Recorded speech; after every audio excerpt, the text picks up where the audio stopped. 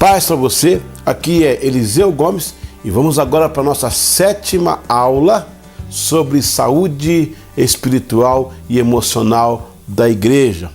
Nós estamos terminando a parte número 1, que é tentar equilibrar a questão entre espiritual e emocional.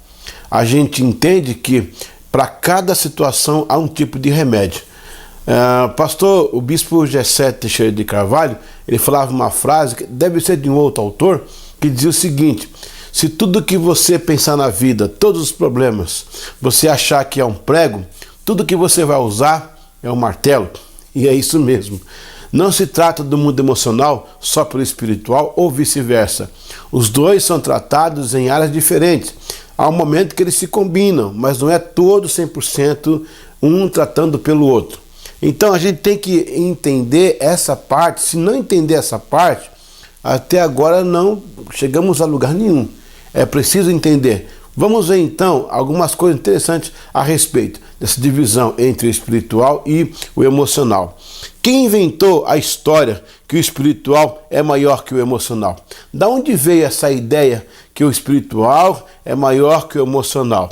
Se você for ver, tem filosofia grega no meio aí. Tem Platão no meio, tem algumas coisas, mas a Bíblia mostra claramente as duas coisas. Eu fico com a Bíblia, ao invés da filosofia grega, que tanto Agostinho, de Hipona evocou, eu fico com a Bíblia. Então, quem inventou essa história? Enquanto somos seres humanos, está implícita a importância de equilíbrio entre a alma, espírito e corpo. Apenas em termos de salvação eterna, a parte espiritual vem em primeiro. No entanto, enquanto vivemos e interagimos, a tricotomia está em primeiro plano.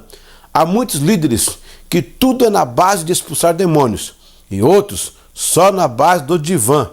Creio que deve haver um equilíbrio e atender pessoas no nível próprio em que elas se encontram. O valor emocional é o mesmo. Jesus chorou, expulsou os cambistas do templo. Jesus falou com veemência contra os fariseus. E não tem emoção envolvida? Tem. Jesus era emocional também, como nós. Ele também sentiu tristeza. Veja lá no caso do Getsemane, aquele caso que ele sai conversando com os irmãos Boanerges. Ué, vamos apagar isso da Bíblia? Tem que prestar atenção nisso aí. E não só ele, não. A Bíblia inteira nós temos dados altamente emocionais. Temos que entender esse princípio. Então, a outra coisa que precisa ser destacada é o seguinte: há uma avenida entre os valores espirituais e os princípios emocionais, e não podemos ignorá-la. Essa avenida não pode ser ignorada. Por isso, a possibilidade de uma pessoa ser altamente espiritual e com um pequeno índice de inteligência emocional vai gerar uma fé confusa.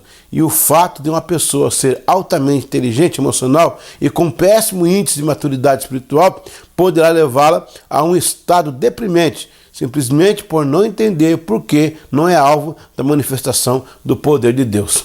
Olha, na igreja, de vez em quando você encontra uma pessoa assim, olhando para baixo, preocupado e tal, aquela cara que comeu e não gostou. Aí você fica, vamos lá, vamos cantar, levanta a mão, vamos orar. E pá. Faz parte da motivação. Mas isso é paliativo. É preciso parar e entender o que está acontecendo. Conversar com essa pessoa, ver o que é espiritual e resolver. Ver o que é emocional e resolver. Porque se ficarmos tratando de uma coisa com outro remédio, nós vamos ter resultados e, às vezes, nocivo às pessoas. Esses pontos têm que estar bem claros em nossa mente. E parar, gente, de solução rápida. Põe a mão, ora, acabou, liberou. Não, põe a mão, ora, vamos conversar. Ou então, vamos conversar e depois orar. Qual que é a parte mais importante? Se você está vendo realmente um índice de pessoas com espíritos maus, endemoniadas, então você vai expulsar. Agora, se não é, não mistura as coisas.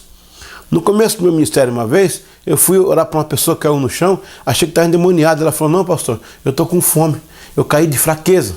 Então ela precisava de feijão. Era de feijão, não era de oração, nem de aconselhamento, era de comer. A gente coloca tudo no pacote só. E depois ficamos reclamando que o diabo está perseguindo. E nem sempre é o diabo, né? Nem sempre é o diabo. Por aceitarmos a premissa de que deve-se apenas cuidar do espiritual e o resto é falta de atitude, o diabo encontra portas abertas na alma. Nossa mente funciona como uma janela. Por ela entram os ventos. A janela da alma deve ser tratada com seriedade, senão veremos os mesmos erros se repetir dia e noite. Quantas vezes eu preguei uma mensagem espiritual e dizia para mim mesmo, agora a igreja vai. Que nada, as pessoas repetiam tudo outra vez. Qual é o fator bloqueador? Pensar que tudo se resolve apenas no espiritual. Ei, pastor, pastora, não vai ser aquela mensagem de domingo que vai resolver a vida emocional. Ela pode resolver a vida da eternidade. Uma pessoa salva em Cristo, ela não precisa de tratamento para salvação. Ela aceitou, está salvo. Veja o caso do ladrão da cruz, não teve tempo de fazer gabinete, nem de acompanhamento, nem de discipulado. Já foi direto com Jesus. Foi o primeiro a entrar no paraíso. Mas enquanto estamos aqui, essa avenida que separa as duas coisas tem que ser bem elaborada, bem vivida, bem sedimentada. Então, vamos diminuir nossos problemas? Já temos tantos, né? Aqui uma solução para diminuir um pouquinho mais, tá bom? Deus abençoe. Se você puder, comenta a aula aí. Fala o que está aprendendo ou o que não está, concorda ou discorda. Vamos fazer com que o assunto seja mais atraente. Eu creio que vai te abençoar muito, vai fazer vai ser um grande investimento no seu ministério, na sua vida, no seu chamado, tá bom? Deus abençoe. Aqui Eliseu Gomes, seguindo com o curso no gerenciamento ministerial, dentro da especialização eclesiológica, o curso de saúde espiritual e emocional da igreja. Até a próxima aula, se Deus quiser.